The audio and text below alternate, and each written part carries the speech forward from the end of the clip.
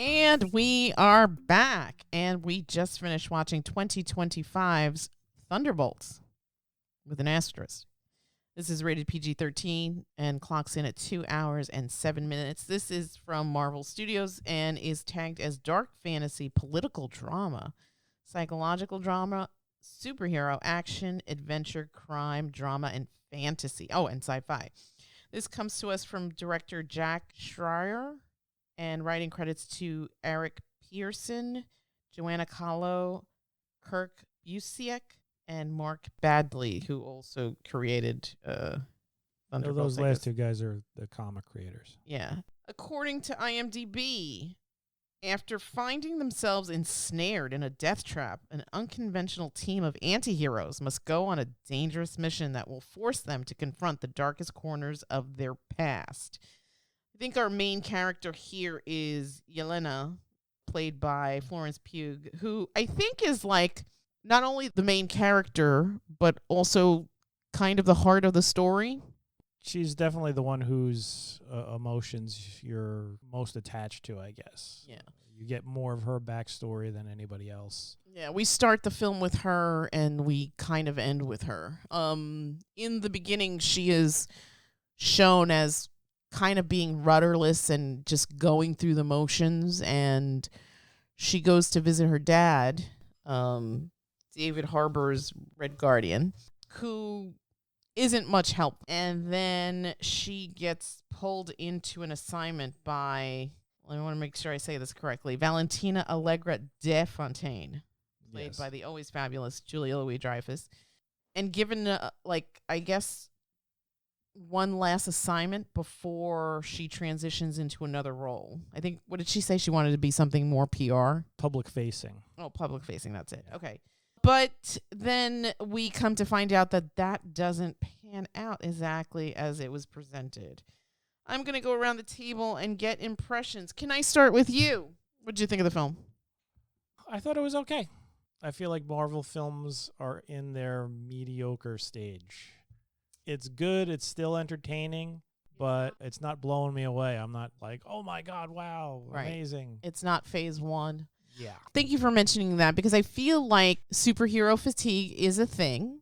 And I think that originally when they created their streamer, when they created Disney Plus, I think they oversaturated the market, whether it was with their movies and or their TV shows. And I think another thing that hurt them was this reliance on having to watch a TV show to kind of understand all of the machinations in a film. So I feel like you and I had to watch, what was it, Loki, in order to see the second Doctor Strange. Did we need to see Loki to watch the second Doctor Strange? You know what? You needed to watch WandaVision to watch the second Doctor Strange. Yes, and that was a good show, but it was still kind of a commitment and an obligation.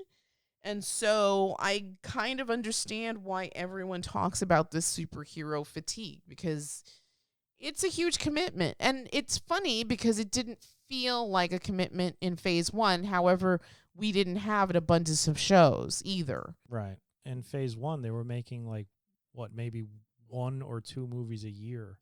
Right. Then they reached a point where I think they were making almost 4 a year. Yeah. And you'd have TV shows as on well. top of that. Right. So I think that's hurt it tremendously. And I don't think that their movies are as dynamic. Maybe it's because, for several reasons, they lost out on, I guess they were world building around Kang, the Jonathan Majors character in the Ant-Man films. And also he was also in Loki, but I feel like because of his legal issues, that kind of got scrapped. So now they're fishing for a new heavy, Doom, which is being played by Robert Downey, who's not my first choice, but I guess Hollywood likes to go back to that well, and he's really well liked. So, kudos to him for doing a good job with Iron Man, and kudos to Favreau for kind of resurrecting that guy's career. I'm going to go to the children. G, can I start with you? What did you think of the film? I agree with Dad that it was okay. Yeah. Who was your favorite character? I don't know. If I had to pick, it'd probably be Florence Pugh. Like I said, this movie was okay. I mean, you said something about superhero fatigue. I already just tapped out of the whole Marvel thing a while ago. Yeah. All that stuff, it was just whatever. Yeah. No, I mean, I feel like it's definitely worn out its welcome. Yeah, and especially after seeing Superman. Yes. It's just nothing can really compare to it for me. No, I completely agree. Yeah, on top of already being tired of all this stuff, Thunderbolts was just okay. So this movie is a story about a ragtag group of anti-heroes, which we saw previously with The Suicide Squad, which was also directed by James Gunn. Did you like that film more? Yes, I would say I like The Suicide Squad more than this one. And now the best superhero film of this year was Superman, also directed by Gunn. Yeah, he's pretty good. He's excellent. His writing style and his ability to work with a huge cast and make everybody have a moment and shine is just next level. I think that guy is like, he's great, and he's doing Peacemaker right now, which is that's looking right good already. Which is also out of control. Yes, agreed. What do you think could have made this film better for you, at least, G? I guess endear the characters more. I think they tried to endear the characters, maybe. Mm-hmm. But I didn't really care that the little Captain America dupe's wife left him. Yeah. Especially after that scene. Like, are we supposed to feel bad for him? He was neglecting his child. Yeah. So annoying. Anyway, I didn't really care about him. Ghost is cool, but I don't really have any strong feelings towards her. There's no backstory to her, right? You don't really know anything about Ghost. Other than what you saw in Ant-Man. Right. Yeah. So, yeah, I don't really have any strong feelings there. I don't know. The thing, I'm going to bring up Superman again because I liked it so much. The thing about that movie is I loved Superman so much. Yeah. Even from the beginning, like, before they did all of that to endear me, it's just, he was really cute, too. I like that actor. Yeah. And he was sort of, like, corny and likable. He's so likable. Like this, like it's not like they were unlikable. Besides the Captain America dupe, I did not like him. It's not like any of them were like especially unlikable. It's just I didn't really care about them. I don't know if anybody was asking for a Thunderbolts movie. I'm sure that they're not entirely happy that Gunn moved over to DC, but I think that they wanted to also capitalize on that whole anti-hero and make a group of anti-heroes because they need to fulfill the vacated Avengers spot. So, I mean, I think it makes sense, but I agree with you. I think that this film compared to like something like The Suicide Squad is completely just night and day. I mean, visually it's nice. The other thing is, even though you have this group of misfits put together in the Suicide Squad, it's done with more heart and more humor. Whereas here, it was a little bit of humor, but I feel like they really focused in on, I don't know how to describe it. Like personal trauma and depression. I was going to say depression, mental health. Like that absolutely came through, to me at least, in this film. And while I feel like those are really valid things to talk about, it's kind of hard to do that in a superhero film because you want your supers to be more than, right? I mean, they can have their flaws, but how do I explain this? Again, not to be a jerk, because obviously supers can have their issues and stuff, but I think that for the most part, when you think of a super, you think of somebody who's exceptional, who's outstanding, who's above the norm. So in this case, you're coming from, as you had mentioned, trauma, and I think there's also like guilt and there's also depression.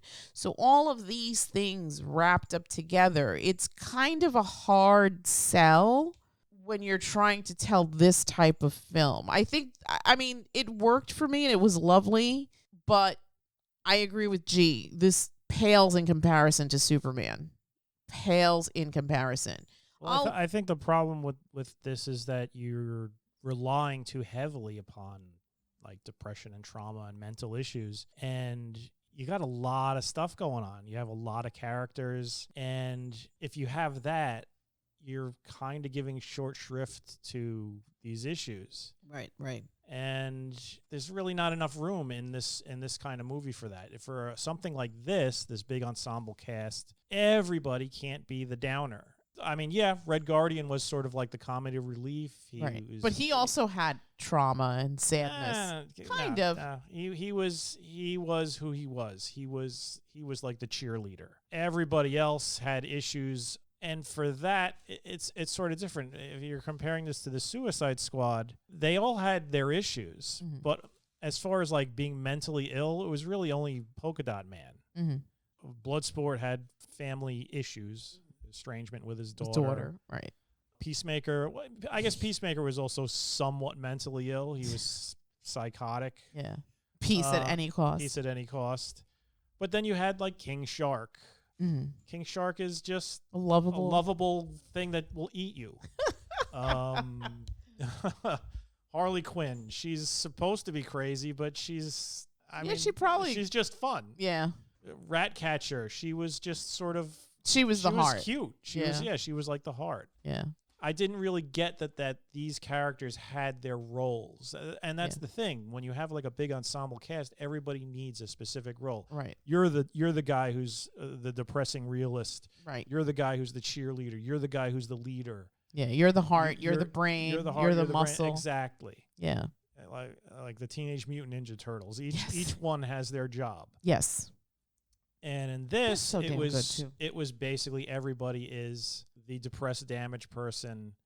And like I said, it was entertaining. I was entertained. Fair. I wasn't bored when I watched this. But without that sort of chemistry and those hooks, it falls short. I think that's why this is just kind of okay. It's mediocre. This is really Marvel's mediocre era. Question for you. It didn't do well at all, but I think, and we've discussed this film before, the Flash film. Oh, yeah. Did you think that was a better story than this?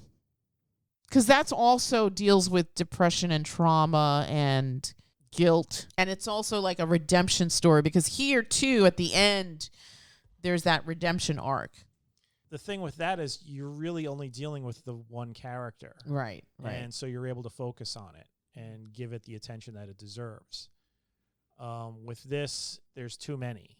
Right. And even with that, like the other characters, they're serving different purposes. I felt like really Ghost was underutilized. Yeah, exactly. I was just about to mention Ghost. Ghost was basically there because they needed another body on the screen. Mm-hmm. I mean, they threw Taskmaster in there, but they killed her off for a hot minute, like instantly. Yeah, that was unfortunate. Which actually I'm quite pleased with, because I hated their rendition of Taskmaster. Oh, okay. I was so upset the way they made Taskmaster in the MCU. He was one of my favorite characters in the comics, and they made him a computer. What did you think of John Walker? That was another character where you needed to do your homework. He was introduced in The Falcon and Winter Soldier. Mm-hmm. And like G said, most people probably don't care why he's sitting there angrily looking at his phone while his kid is crying. Right. You needed to watch the show to understand why that was. Right. And I mean, he was a bit sarcastic, and I guess that was his role, but you can't have just, I'm the sarcastic guy. Let's talk about, what's his name? Red Guardian? Red Guardian. What did you think of that character? I enjoyed him. He was the comedy relief. He honestly... Was he the best thing for you? I would say he was probably one of the more entertaining elements of the movie, because he served his purpose. Mm-hmm. He was one of those characters. He was the goofy one, the cheerleader, the one that's like totally gung-ho and really wants to make this whole thing a success. None of them want to be a team except for him. He's just like, no, we have to do it. We have to do it. For the Wheaties box. Yeah, glory. We want to be the guy on the Wheaties for glory. Exactly. That is a good character that contrasts pretty much everybody else. Yeah. It's sort of like usually everybody contrasts each other in a certain way, but that wasn't the case here. It was really just Red Guardian is one category, Yelena, John Walker, Ghost in another category, and then Bob, who is sort of adjacent to that previous category, but in a more sad, confusing way. And somebody that also I think is underutilized, Bucky. So underutilized, I forgot he was in the movie. Yeah. Yeah. I'm guessing I must have missed the part where he became a congressman. Well, yes. I mean, they don't explain that at all. Once more homework needs to be done. Yeah. That was stupid. I also forgot that he was in this film until Mom just mentioned him. Was that also in Winter Soldier and Falcon, or Falcon and Winter Soldier? I'm guessing it must have happened in the last Captain America movie, which we didn't watch. We didn't see because they referenced that in other places. Oh yeah, too. they referenced how the president was like evil or something. He turned red. He turned into a Red Hulk. Right. Stupid. Should we watch that? I would like to see it. All right, you don't have to. The kids are checked out of Marvel. That's fine. I think they're done. That's fine. I've been checked out since all those shows were coming out. It was just a lot. It was a lot. Yeah, I agree. Much. I did like WandaVision and I did like Loki. I think of all those shows, like I was really disappointed with what was the Oscar Isaac one? Moon Knight, yeah. Yeah, that was disappointing. And Falcon and Winter Soldier was not good. Was not good. That should have been like a weekly episode of Miami Vice. Like just going to raves. They don't do that. It's always got to have some sort of overarching story. Yeah, no. That should have just been a fun one and done sort of situation every episode. The shows have been lackluster to the point where I kind of dropped out. I don't even remember what shows have come on. Like there was Echo. I didn't watch that at all. Secret Invasion. Ironheart. I didn't watch that at all. Did you watch Secret Invasion? I did, but honestly, you don't remember. I fell asleep through most of it. Yeah, and it just did not hold my interest at all, which is weird because I remember reading the Secret Invasion storyline in the comic, and I was like, oh, this is pretty cool, but not the show. Right. So you have Yelena's trauma. You have Bucky's trauma. Bucky's probably one of the more tragic characters in the original Phase 1 MCU. You've got Red Guardian and his trauma, loss of fame and whatever. Glory. You have John Walker and his trauma, wanting to be Captain America, being Captain America, however briefly, and then losing that because of his own actions. You've got Ghost, who completely underutilized, don't know anything about her, but she's also a tragic character, and we get that from not this film, but from Ant-Man 2. And then we're introduced to Bob. And his story is also very sad. Gee, what did you think about the Bob character? He was around. Yeah, not impressed? Not especially. I don't know. This film was really just okay. Yeah. I did not really form any attachment to the characters. That's fine. Bob was... I hate that name so bad. That was probably one of the reasons why I couldn't... You tuned out? Yeah. That's fine. That's just such an ugly name, I think. It's so... Obviously no hate to anyone named Bob. It's very blah. I don't know, yeah. Well, I think it's supposed to be like an unassuming average name. Yeah. So that you don't assume anything about Bob. Yeah. Oh, obviously what there's about something Bob? wrong about him. Ew. Isn't that your favorite film? Let's move on. What did you think about Valentina as the heavy? G. Did you like her? Were you impressed? Were you like, I was not she impressed was mid. at all. Fair. She was okay. Okay, that's fair. I feel that's kind fair. of bad. I can't really put any input in this or No, whatever. that's fine. That's fine. My takeaway is that even though this was a little over 2 hours, it didn't feel like 2 hours because sometimes things drag. So at least it had that. It did. I think Red Guardian, to your point, was a very good kind of respite within this film. It felt very downish because of what we're talking about, guilt, trauma, looking for redemption kind of thing. So it's kind of hard to do that when it's all of the characters. If it had been just one character, maybe, but you have all of these characters. And then the introduction of Bob was just okay. I felt like Valentina as a heavy, I sort of understood it, and she was sort of okay. I mean, I feel like Julia Louis-Dreyfuss is usually good in whatever she's doing. However, it didn't feel like big stakes, kind of, because she's just machinating the situation for her own personal gain. It wasn't like she was out to destroy the world. And meanwhile, or she doesn't know that she's out to destroy the world, because when she kind of enables Bob then is warring with these two factions in his brain, the light and the dark, and then the dark takes over. And so you see what Bob is capable of. And I don't know, it just didn't feel like, for example, in phase 1, you had Thanos. Thanos was this undercurrent of threat that was in a lot of different movies, and he came across really cool. The CG on him was fantastic. It's Josh Brolin's voice. You can't do better than that. And so it felt like there was more stakes there. And by the time you get to Endgame, you've crafted this amazing heavy.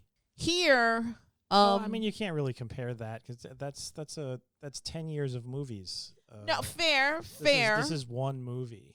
Understood, but if we're looking at just the overall, like even if you're just comparing these two films, right? The new Avengers and the old Avengers, it felt like Endgame was obviously a better film. It's got so much going on, and it didn't feel rushed or hurried or anything. Here, it's like they had an idea. I think it was decent, but there were so many missed opportunities. Like, I didn't have a sense of Ghost at all. I didn't understand why Bucky was in this film, other than, I love Sebastian Stan, and I don't mind seeing him. I mean, I think as an actor, he picks some really interesting things. And so I feel like the reason why any of these characters were in this movie is because, we need a character who was a villain and is still alive. Right. Okay. And that was pretty much it. I don't think there was a specific reason. It's too bad they couldn't get Loki, because I think Hiddleston's such a great... I don't think he's ever going to come back, is he? That's a completely different power dynamic, and there would be no way that he would, I have to work for Valentina. Yeah. That doesn't work with the plot. So I think that's really the only reason why any of those characters were chosen for this movie. Just their relative level of power and the fact that they were all at one point a villain. I would like to get your thoughts on Bob and then Valentina. What do you think? I mean, I thought Bob was okay. I knew about the character ahead of time. I knew that he was the Sentry. I knew that he was the Void. And the Sentry is a weird character. It's just a weird character. So I guess they took a couple of changes with it, but he had most of the hallmarks of the character. The character basically is like a guy who forgot he was a superhero, forgot he was a superhero, has this dark side to him that originally in the comics was somebody that he thought that he was fighting, but it was actually himself. And there's like this whole story arc where he basically just goes nuts and he's like slaughtering everybody. He like rips a guy in half. Would you compare him like with a Superman? Yeah, that's what he was supposed to be. On the surface, he was supposed to be like a Marvel Superman. But he was damaged. And that was supposed to be like that's the hook. He's not really Superman. He's got this villain inside of him. I mean, there's a couple of people who are like Marvel Superman, but he was probably the most on the nose because he's got a big S on his chest. And yeah. That sort of thing. He flies. He's got the cape. But he's nuts. Yeah. So, I mean, as far as like that goes, I thought the character was a good representation, like a good film representation of the character. As far as Valentina goes, I don't know. That's another character where you got to do your homework. And Julia Louis-Dreyfuss she's always good. Yeah. She's entertaining. She didn't do it for me here. A lot of this just felt like they really could have gone through the writer's room a couple of more times. Maybe hired some people who, I don't know, knew how to balance things a little bit better. Like I said, it's entertaining, but as far as the story goes, I felt like, oh, we're all sticking together. Why? And they didn't really give me a compelling reason why they were still sticking together. Then at the very end, when everybody like pops back out of their little pocket psycho dimension, they see Valentina and she's acting all scared, and then it's sort of like, oh, I have a press conference up my sleeve. Like, where did those people come from? Were they in the pocket dimension suffering through their personal hell too? It was just sort of out of nowhere. And it was sort of like, oh, and you're going to go along with it. Yeah. After this lady just basically tried to kill you for the entire movie. Yeah, we're going to go along with it. Oh, but I own you. Right. Do you? I don't know. Do you really own her? No. So, somebody like Valentina will figure out a way. There was a little bit too much convenient hand waving for me. So yeah, they got to get some smarter writers, I think. So before I wrap up and get numbers, I just want to call out something that I'd read. According to IMDb, the budget on this film was $180 million estimated. The opening weekend was about $74 million on May 4th of 2025. The U.S. and Canada gross is $190 million, and the gross worldwide is $382, which you would assume is a profit. But however, from the stuff that we've read, this is not a profitable film, which sounds insane. They came short of breaking even, apparently. That's so crazy. That doesn't make any sense. Hollywood accounting. It is honestly, it probably made way more than they actually really spent, but the way they manipulate the books, it's sort of like, oh, well, catering. Yeah. Catering costs so much, and meanwhile, they're also the caterer. Right. So it's all horseshit. Yeah. And meanwhile, it's like, oh, yeah, our advertising. And it's like, what are you talking about? You own how many stations? Yeah. You put that shit up for free on ABC. Doesn't Disney own ABC? Yeah. And Hulu and Disney Plus? Give me a break. Ridiculous. All right. Before we get numbers, I want to remind everyone to please like, share, and subscribe. And again, if you are so inclined, you can find Thunderbolts on Disney Plus Hulu from 2025 with a runtime of 2 hours and 7 minutes, and it's rated PG-13. I'm going to start with you, G. 1 to 10. I guess a 5 or something like that. Okay. You? I'd give it like a 6. Okay. I was going to say 7, but I think I'm going to change my number to 6.5. I think it's better than okay. It's not great. And it's unfortunate because I lived through phase 1 of Marvel, and yeah, I mean, if you're comparing it to the older stuff, then it would score way lower. But yeah, this is what we got. And judge it on its own merits. But I feel like this is better than some of the other stuff that we saw. Like, I didn't. Oh, it's way better than like the Marvels and the Eternals. Oh, those are awful. Love and Thunder. Ugh. I didn't mind Love and Thunder, but that's just me apparently.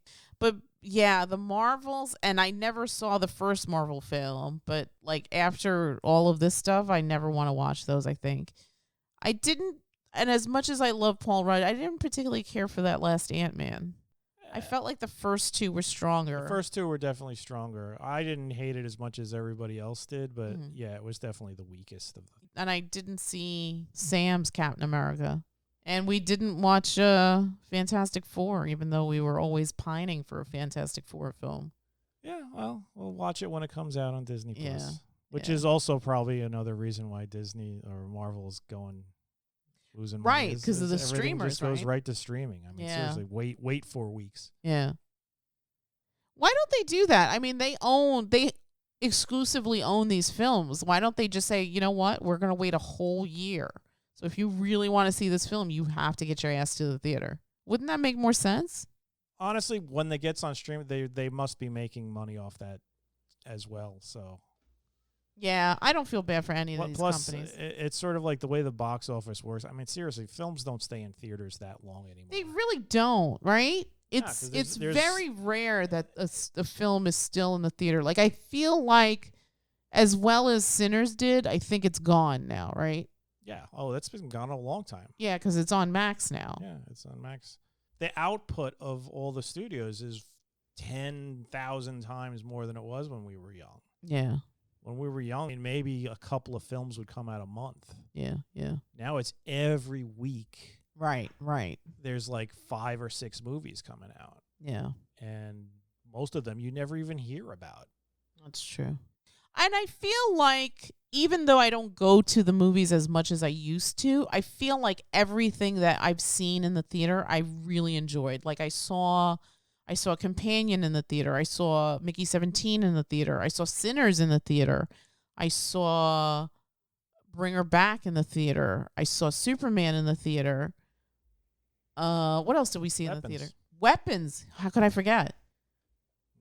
And so I feel like I don't go to the theater as much as I used to, but I am hella loving everything that I've seen in the theater. Oh, we're being more picky. Yeah. It's honestly, it's a huge investment to go to the movies. It really is. That's another issue. It really is, because we another reason either why it's go dying. to a town like 3 towns away from us, or we go back into Manhattan to go see a movie. Not only that, but it costs so much. Yeah. Yeah. For all of us to go, it's almost $100. Yeah. Yeah. No, you're right. You're right. All right, wrap it up. All right, and that's it from us again. If you are so inclined, check out Thunderbolts, *, The New Avengers from 2025, currently streaming on D+ and Hulu, and also, I guess, to buy and rent on Prime Video. And with that, we will bid you all a Good night. Good night. good night.